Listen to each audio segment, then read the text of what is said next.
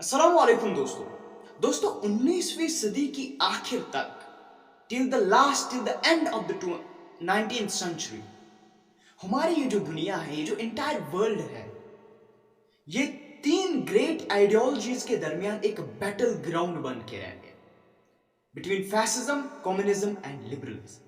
और 20वीं सदी आते आते हमने ओवरवेलमिंग विक्ट्री देखी लिबरलिज्म की। 1938 में ह्यूमंस को हमको तीन ग्लोबल स्टोरीज ऑफर की गई और हमें उनमें से एक को चूज करना था। 1968 में सिर्फ दो ही रह गई। 1998 में a single story seemed to be prevail and that is what liberalism। लेकिन मेरे दोस्तों 2022 में हमें लगता है कि we are down to zero। शायद हमारे पास अब कोई स्टोरी नहीं रही। जब लिबरलिज्म की ओवरवेलमिंग विक्ट्री हो गई, चाइना ने लिबरलिज्म को एक्सेप्ट नहीं करना चाहा, तब क्लैरी हिलंटन ने कहा कि China is on the wrong side of history. मेरे दोस्तों 1990 से लेकर 2000 तक लिबरलिज्म एक ग्लोबल मंत्रा बन के रह गया। पूरी दुनिया फ्रॉम ब्राजील टू इंडिया ने लिबरल रेसिपी को अडॉप्ट कर लिया। लेकिन 2022 में आपको क्या लग रहा है, where we are heading right now? आपने देखा कि रशिया ने यूक्रेन को इन्वेड किया और रशिया का कहना है कि वो यूक्रेन को इन्वेड नहीं कर रहा बल्कि डीमिलिटराइज करे। लेकिन ये पहली बार नहीं है किसी कंट्री ने किसी और कंट्री को इन्वेड किया।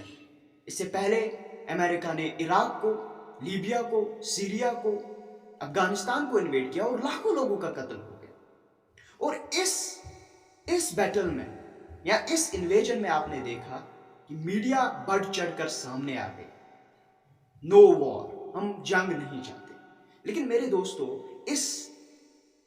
इस वार में आपने ये भी देखा कि वेस्टर्न मीडिया की हाइपोक्रेसी कहां तक गई।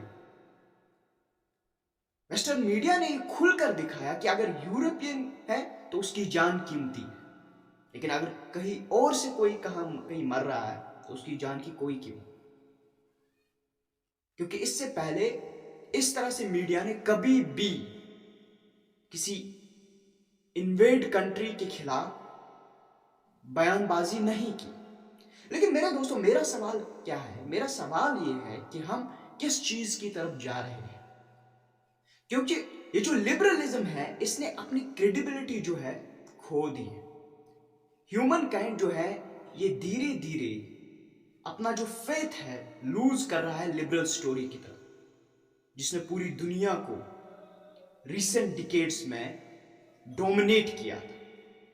तो आपको क्या लग रहा है, are we heading towards Armageddon? क्योंकि इस बार दुनिया के कई सारे ममालिक के पास न्यूक्लियर वेपन्स है।